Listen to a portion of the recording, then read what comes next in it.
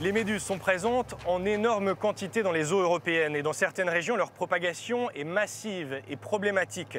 Des chercheurs ici en Slovénie pensent que l'on pourrait tirer profit de cette prolifération, notamment pour dépolluer les océans. Nous partons aujourd'hui à la pêche à la méduse. Les côtes slovènes sur la mer Adriatique sont concernées par ces invasions destructives. Ce que l'on appelle les essaims de méduses seraient favorisés par la surpêche et le réchauffement climatique. La chercheuse Katia Kloun étudie les espèces locales comme celle-ci, qui l'intéresse pour le liquide qu'elle sécrète. Vous voyez, elle relâche du mucus. C'est évidemment une indication du stress. Elle veut se protéger. En coopération avec des chercheurs israéliens, ce laboratoire développe un prototype de filtre à destination des stations d'épuration à base de mucus de méduse. Ce qui intéresse les chercheurs, c'est la capacité du liquide visqueux à capturer les particules de microplastique.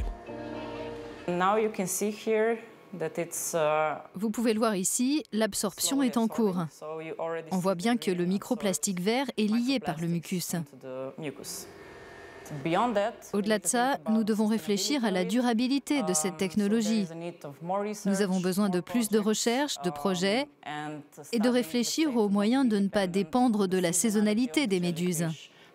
Comment nous pouvons les élever, par exemple? Doit-on pêcher cet animal ou bien l'élever? Des questions posées dans le cadre du projet de recherche européen GoJelly. Des spécialistes internationaux sont venus en Slovénie pour présenter leurs travaux sur les méduses et débattre du sort à réserver à ces êtres gélatineux qui remplissent les filets de pêche avant d'être rejetés. Le monde est à la recherche de nouvelles ressources, notamment marines. C'est cela la croissance bleue. Les méduses et les résultats du projet GoJelly démontrent les possibilités d'utiliser cette biomasse dans le cadre d'une économie circulaire. Parmi les axes de recherche, la possibilité de fabriquer de l'engrais agricole.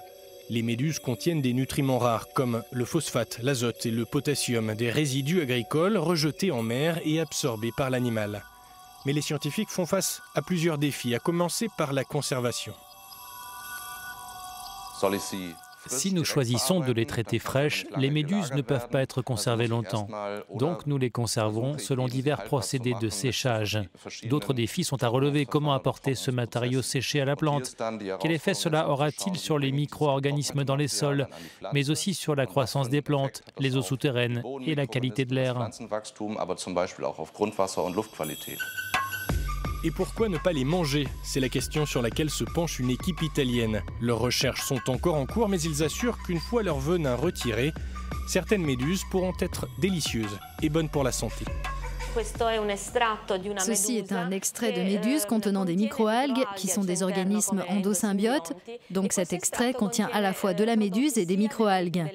Il a une forte activité antioxydante et nous avons démontré qu'il avait également une activité antiproliférative contre les cellules cancéreuses humaines.